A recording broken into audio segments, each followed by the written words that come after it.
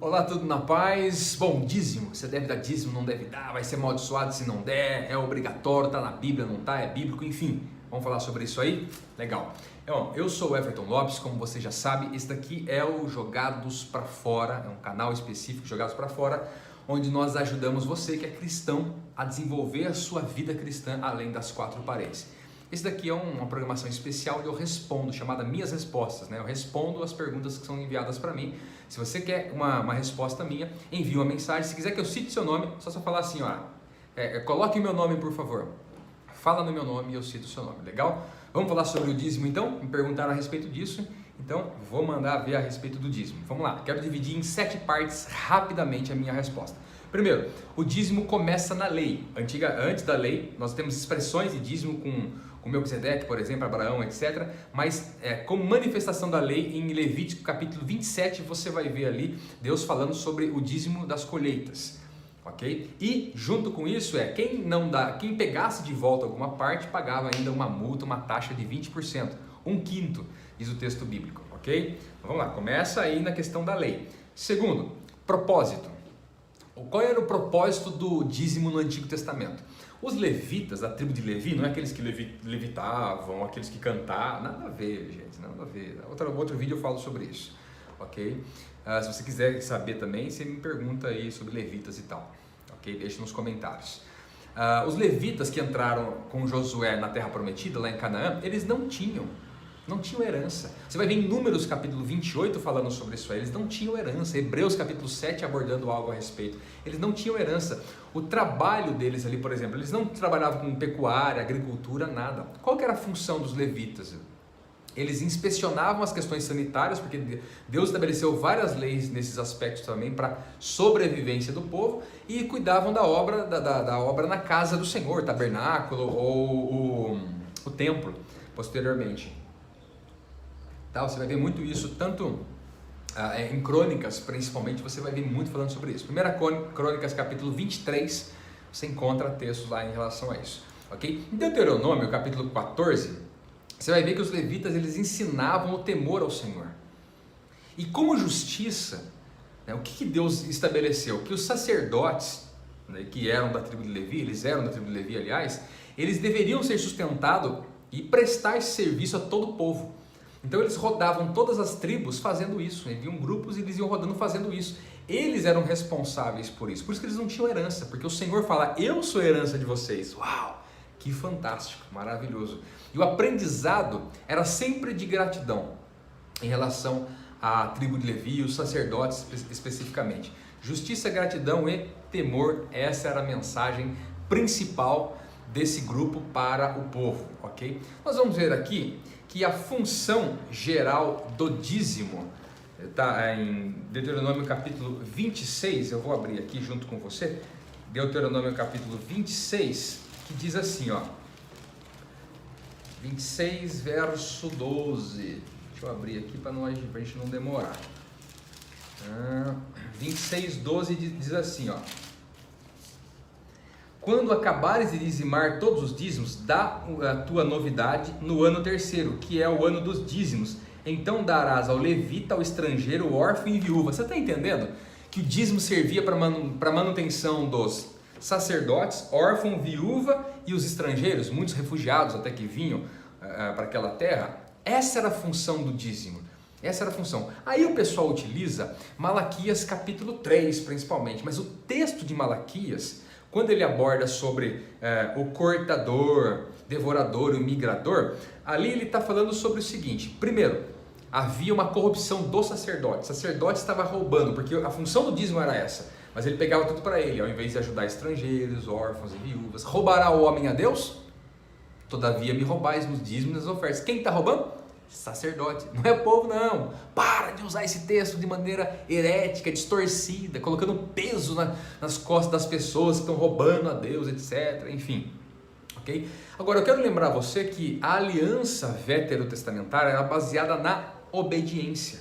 Então a bênção de Deus, ela vinha geralmente em forma de paz nas guerras e colheitas. Se pegar Deuteronômio capítulo 28, você vai ver, eis que eu coloco diante de vós a bênção e a maldição. A bênção quando obedecer, a maldição quando não obedecer.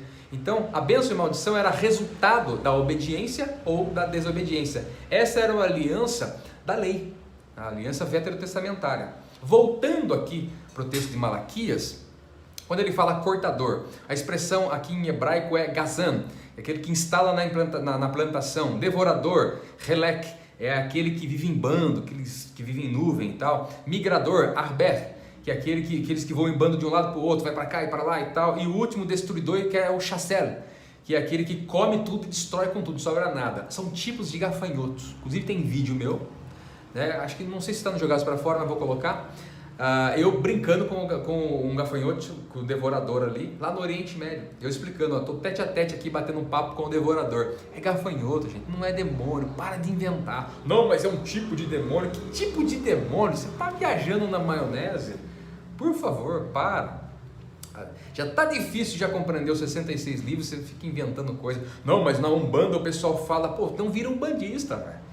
Porque se é a doutrina da Umbanda, não é bíblica. Se não é bíblica, não é cristão. O cristão ele se molda e entende pelos contextos bíblicos e não por aquilo que a Umbanda fala, ok? Então deixa a galera da Umbanda lá acreditar naqueles que querem acreditar, ok? Mas vamos lá. Então o ponto 4 é essa questão de Malaquias. O ponto 5 é a questão de Hebreus.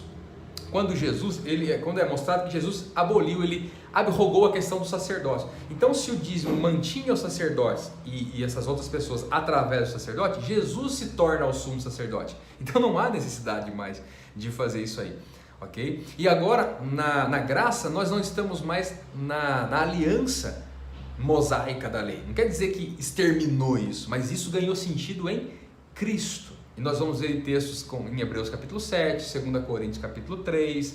Você vai ver aqui em Mateus 23, que é a única vez que fala sobre dízimo. Ai de vós, escribas, Jesus falando em fariseus, hipócritas.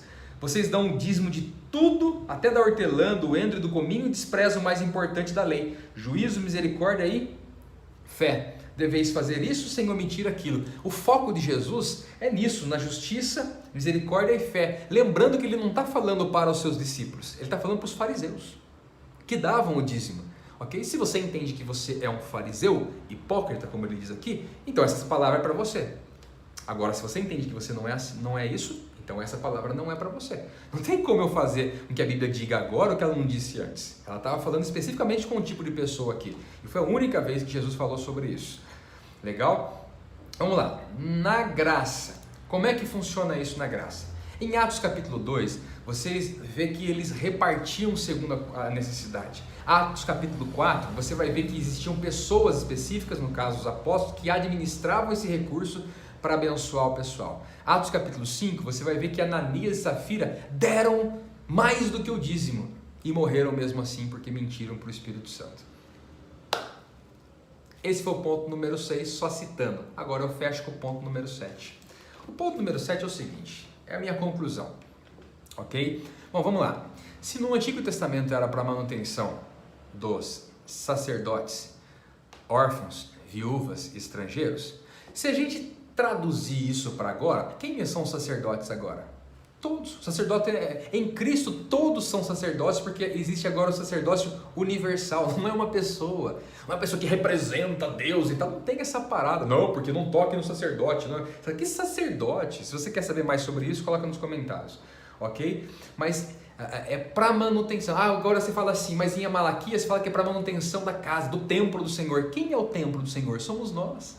Então quer dizer que o recurso arrecadado é para manutenção do corpo, das pessoas. O propósito é o mesmo. Antigamente existia esse propósito, agora é o mesmo. Nunca foi em relação a pedras, a tintas, nada disso. Ok? Pensamentos de hoje sobre o dízimo: mantém seu patrimônio o dízimo, e a oferta multiplica, usa como moeda de troca com Deus, é um sinal de prosperidade ou de salvação. Não tem nada a ver com isso. Quer dar dízimo? Não é problema. O problema é você resumir a sua vida financeira num dízimo e contar moeda. No Novo Testamento eles não contavam moeda, porque eles dispunham daquilo ali para o reino, para o avanço de Deus. Agora, qual é a maneira correta de dar?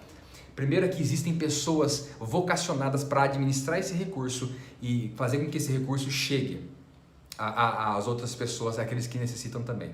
Se você é uma pessoa dessa, ok. Se tem essa vocação, ok. Se não tem essa vocação, existem pessoas vocacionadas para fazerem isso aí, ok? Esse é o primeiro ponto. Certo? O segundo ponto, no Novo Testamento já era assim. O segundo ponto é que o fato de você ofertar, chame do que você quiser, de dízimo e oferta e tal, não significa que você não vai ajudar outras pessoas. Então, existe um recurso que é para avanço do reino, por exemplo, irmãos que vão para Malásia, para Indonésia, para tal lugar aí, para levar, além de Deus, ajudar pessoas. Eles precisam ser sustentados, mantidos. E faziam isso, né? Aqueles que eram enviados de Antioquia para outros lugares, eles eram mantidos por esses irmãos. Só que existia alguns irmãos com a vocação para administrar esse recurso. Essa é uma coisa. Outra coisa é você ajudar aqueles que necessitam. Os irmãos, pessoas e tal. É um outro recurso que você deve dispor para isso aí. E o terceiro ponto, para finalizar, é que, irmãos, eu não gosto da expressão dízimo, porque ela diz o seguinte, o dízimo, a expressão está dizendo o seguinte, 10% é de Deus e 90% é meu. Nada é meu, tudo pertence ao Senhor. A questão é, eu tenho a mente de Cristo para administrar da forma bíblica e proporcionar avanço para o reino ao mesmo tempo e ajudar as pessoas que estão ao meu redor? Pare e reflita. Essa é a minha resposta sobre dízimo. Deixe nos comentários aqui a sua opinião. Um abraço.